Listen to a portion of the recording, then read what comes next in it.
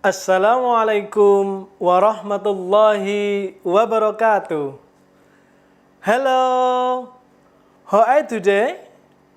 Are you feeling good? Alhamdulillah. Okay, before I study, let's say basmalah together. Bismillahirrahmanirrahim. Rabbi zidni ilma warzuqni fahma. Amin. Okay, student, in this meeting we will continue the next lesson. Okay, what do you know about akhlak mahmudah? Apa itu akhlak mahmudah? Akhlak mahmudah adalah akhlak yang baik. Akhlakul karimah. Ada yang mengatakan akhlak mahmudah, ada akhlakul karimah. Akhlakul karimah, akhlak yang mulia. Di antaranya akhlak mahmudah adalah perilaku jujur. Oke, today we are going to learn about honest atau jujur. Jujur adalah mengatakan yang sebenarnya sesuai dengan kenyataan. Jujur merupakan akhlak terpuji. Lawan jujur adalah dusta. Kalau perilaku terpuji namanya akhlak mahmudah. Kalau tercela akhlak mazmumah. Manusia harus berpegang pada kejujuran, jujur dalam perkataan dan jujur dalam perbuatan. Dari Abdullah ibnu Mas'ud, Rasulullah SAW bersabda yang artinya, hendaknya kamu selalu jujur, karena kejujuran itu akan membawa kepada kebaikan, dan kebaikan itu akan membawa ke dalam surga. Hadis riwayat Bukhari dan Muslim. Apa sih makna dari perilaku jujur? Makna dari perilaku jujur yaitu kejujuran merupakan kunci sukses dalam pergaulan. Jadi kalau anak yang tidak jujur pasti akan dijauhi oleh teman-temannya. Setiap orang harus berlaku jujur, baik kepada diri sendiri ataupun orang lain. Kejujuran dapat mendatangkan sikap harmonis, aman, damai, dan tentram dalam masyarakat. Hal-hal yang dapat mendorong pada kejujuran.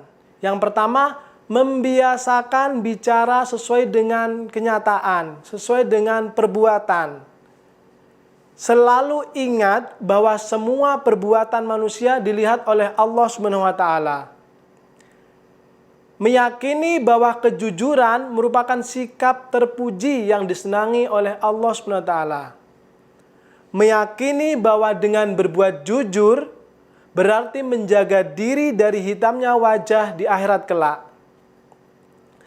Ada kisah, mungkin semuanya sudah pernah dengar ya nak, pada zamannya Khalifah Umar bin Khattab, Khalifah itu sering, kalau istilah sekarang itu namanya belusukan ya, sering berkeliling ke rakyatnya.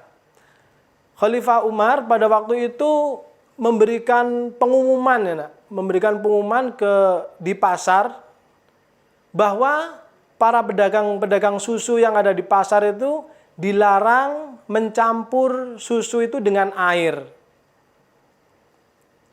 Pada suatu malam Khalifah Umar itu berkeliling dan ketika beristirahat di dekat sebuah rumah, Khalifah Umar ini mendengar percakapan antara seorang ibu dan anak penjual susu kambing. Sang ibu berkata kepada anaknya, "Wahai anakku, dari hasil penjualan susu kambing kita semakin hari semakin sedikit yang membeli. Dan kambing-kambing kita ini juga sedikit air susunya.